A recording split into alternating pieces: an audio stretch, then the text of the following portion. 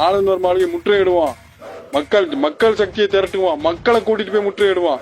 காங்கிரஸ் மட்டும் இல்ல, வெளிநாடு வாழ் தமிழர் சங்கமும் ஆதரிக்கும். முற்றுகையிடுவாங்க. வாங்க எல்லாரும் போவோம். வேண்டாம், நம்மளுக்கு இந்த ஆட்சி அமைக்காத வரை, முதலமைச்சரை தேர்ந்தெடுக்காத வரை ஆளுநர் மாளிகை வேலை பார்க்க கூடாது யாரும். என்னங்க இதுக்கு என்ன ஒரு நாடு, என்ன ஒரு இதுல நம்ம வாழ்ந்துகிட்டு இருக்கோம்?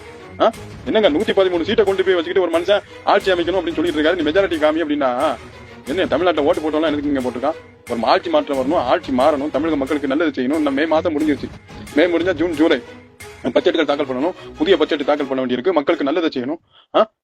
என்னப்பா நீ என்ன ஆட்சி அமைக்க கூடாதுங்க? நான் சொன்னதை நீங்க கேட்கணும்னு சொன்னா நான் தமிழ்நாட்டில் முதலமைச்சர் எப்படி டெல்லிக்காரன் பேசுங்க பாரு. தமிழ்நாடு முதலமைச்சர் தமிழ்நாடு மக்களுக்கு தான் பாடுபட வந்திருக்காரு, தவிர டெல்லி மக்களுக்கு இல்லை. எங்க முதலமைச்சர் எங்களுக்கு தான் பாடுபட வந்திருக்காரு. எங்கள் முதலமைச்சரா நீங்க மக்களால் தேர்ந்தெடுக்கப்பட்ட நபரை என்ன செய்யணும்? ஆட்சி அமைக்க முடியும். மெஜாரிட்டியோட வந்திருக்காரு. 113 சீட்ல விட வந்திருக்காரு. அவர் ஆட்சி அமைக்க விடணும். அவர் எனக்கும் சேர்த்து முதலமைச்சர். என்ன ஆட்சி அமைக்க விட மாட்டேன், போ வா அலக்கடிச்சுன்னா எப்படி? தமிழனை பத்தி உங்களுக்கு தெரியாது, மத்திய அரசாங்கத்துக்கு நாங்க சொல்லுவோம். தமிழ்நாட்டுக்காரனை பத்தி தெரியாது.